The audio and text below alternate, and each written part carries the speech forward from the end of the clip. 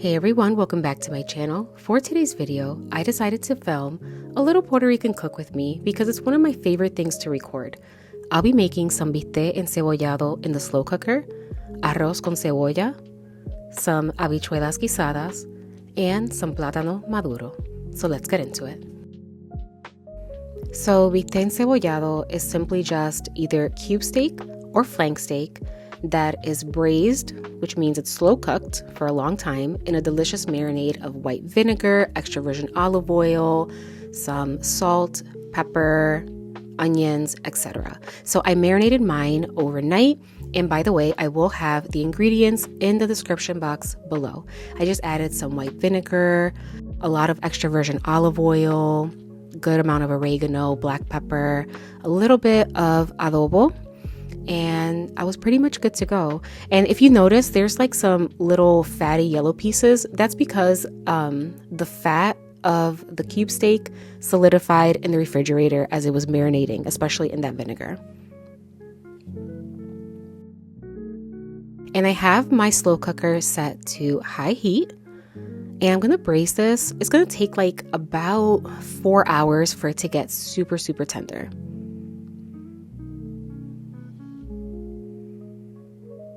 And then I'm going to add about 1.5 cups of water, or you want to add just enough water so that your bistec is covered about 3/4 of the way. And again, you can either use cube steak or flank steak for this recipe. This here is about 2 pounds or so.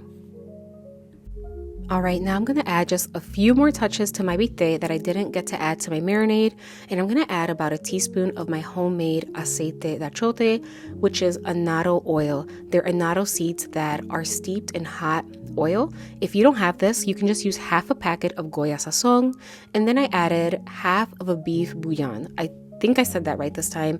I've used this in a lot of videos, and I just recently found out that I'm pronouncing bouillon wrong. So yeah. Then I'm just gonna, I'm gonna mix that up as best as I can. And it is already smelling amazing. Again, I have my slow cooker on high, and I'm gonna braise this for about 4 hours. But before I put the lid on my slow cooker, I'm going to add half of a sliced white onion, but you can use any onion of your preference. And then I'm going to add some sliced bell pepper. I just used half of a red bell pepper. And again, you can use any kind of bell pepper you prefer. If you grew up eating it with like a green bell pepper, then go ahead and do that if you find that that'll be a little more nostalgic for you. Just kind of distribute that as evenly as possible. Not for any particular reason. I just like things to be, just to look pretty even. Then I'm going to add half of a bay leaf, just a little piece. And then I'm going to go ahead and finally place my lid on my slow cooker. And then in a couple of hours, I'll begin making the rest of my dishes. The good thing about using the slow cooker is you can kind of just set it early in the morning. If you are setting this really early in the morning, by the way, just put the heat on low and you are good to go. All right, now I'm going to go ahead and prepare my Habichuelas Guisadas. I'll be using pinto beans today, but you can use small red beans, white beans for this recipe as well. And before that, I'm going to go ahead and saute some thick cut bacon. I put a little bit of olive oil in my mini caldero, and I'm just trimming up the bacon. I have my heat set over medium low.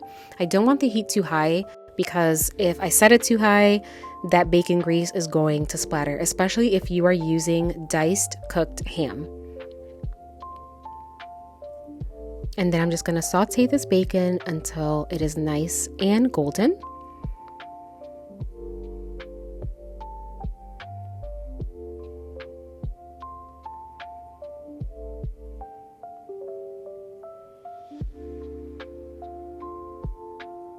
And as you see my bacon cooking here in the background, I am like scrambling to find like my spoon, my little oven mitt. That's what you don't see going on in the background. So now that my bacon is nice and golden, I'm gonna go ahead and add my sofrito. This is 1 ounce of sofrito. It's equivalent to like a heaping tablespoon, and it's also equivalent to 1 ice cube in case you freeze your sofrito in ice cube trays.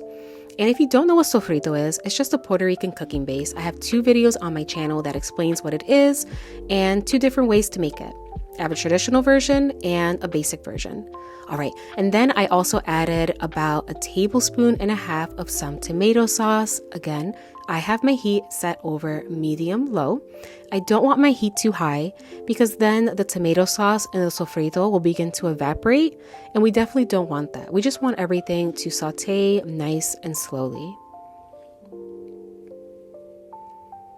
All right, so now that I have my sofrito, which is my cooking base, the tomato sauce, and the bacon, I'm gonna go ahead and add my beans.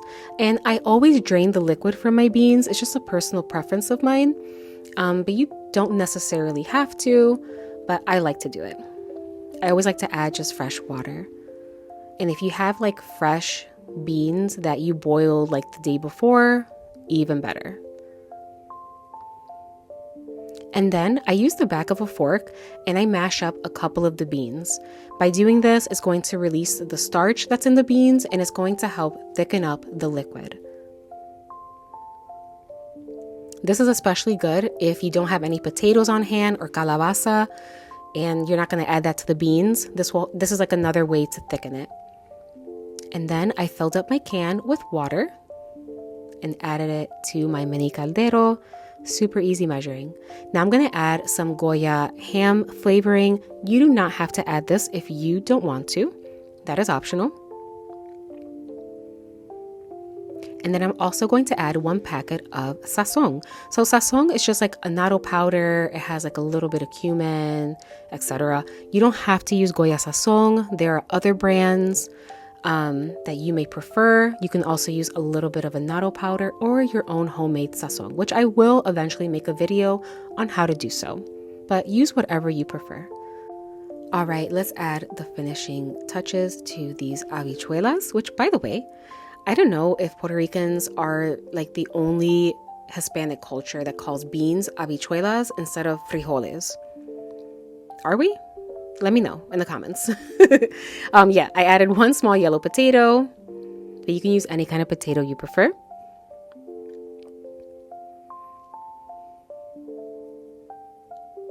Scrambling in the background. And now I'm gonna add about 1 tablespoon of alcaparrado, which is just a mixture of Spanish olives stuffed with pimientos, which are pickled red peppers, and capers. You don't have to add this if you don't want to, but it's tradition. And even if you don't eat them, just set them to the side, but put them in there because it makes them look pretty.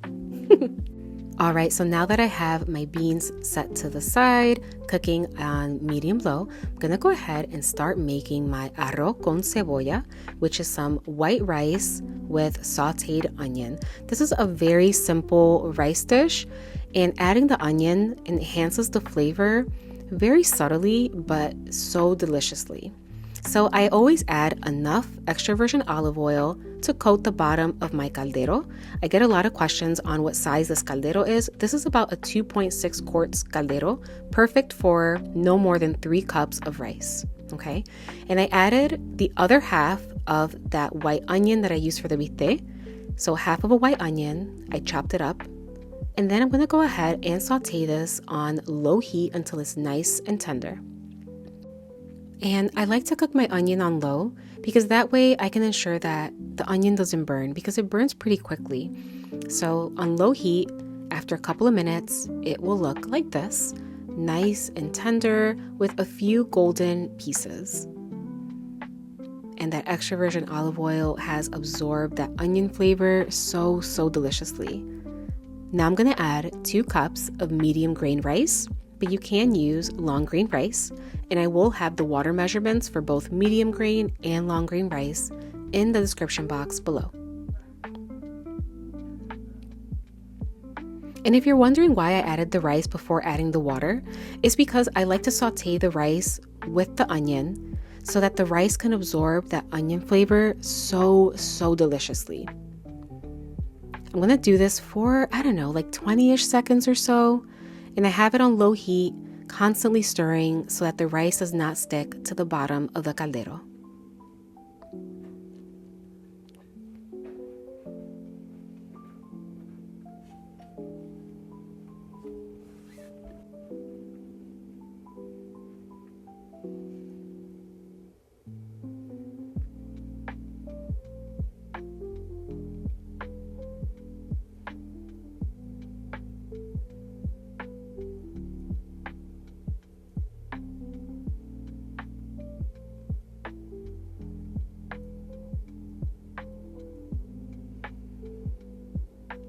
Give that spoon a really hard Puerto Rican tap.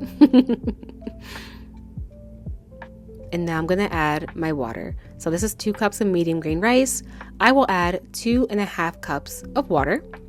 If you are using long grain rice, then you will add 3 cups of water.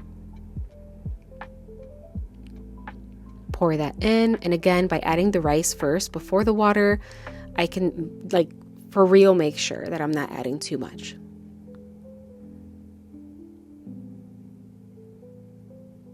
Give everything a good stir. And at this point, once I add my water, I bring my heat up to medium high, just until the water comes to a nice boil.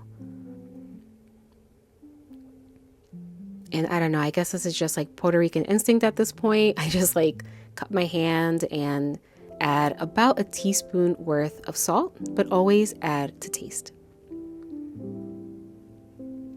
And again, my heat is set over medium to medium high, preferably medium. You want to do medium. I feel like I make my rice a different way each time. So I'm going to place my lid and bring it to a boil.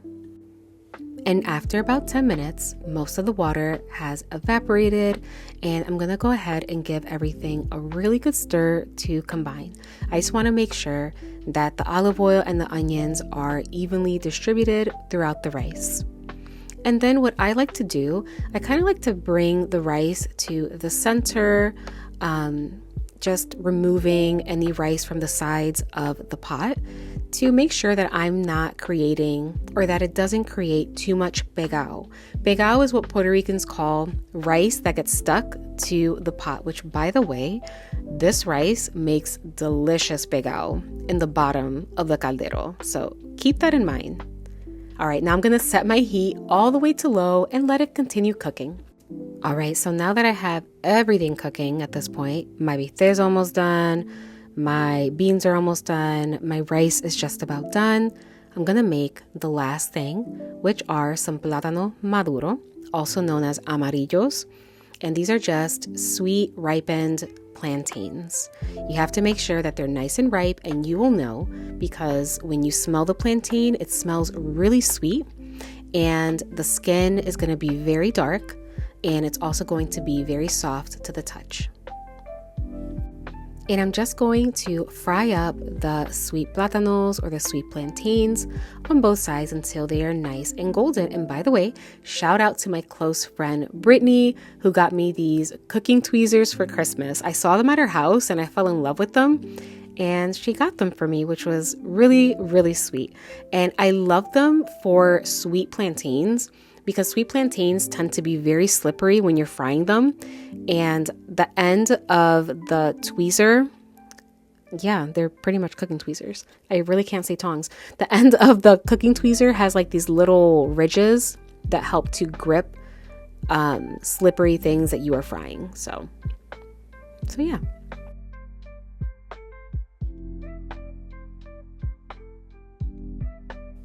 And just like that, dinner is done. Came out amazing.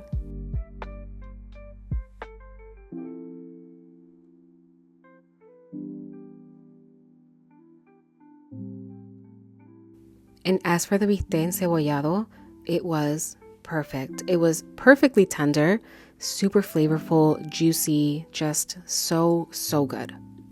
And that is all for today's video. If you've enjoyed today's Puerto Rican Cook with me, please make sure to give this video a thumbs up. It helps my channel a ton. Also, subscribe to the channel if you haven't already, and be sure to hit that notification bell. Until next time.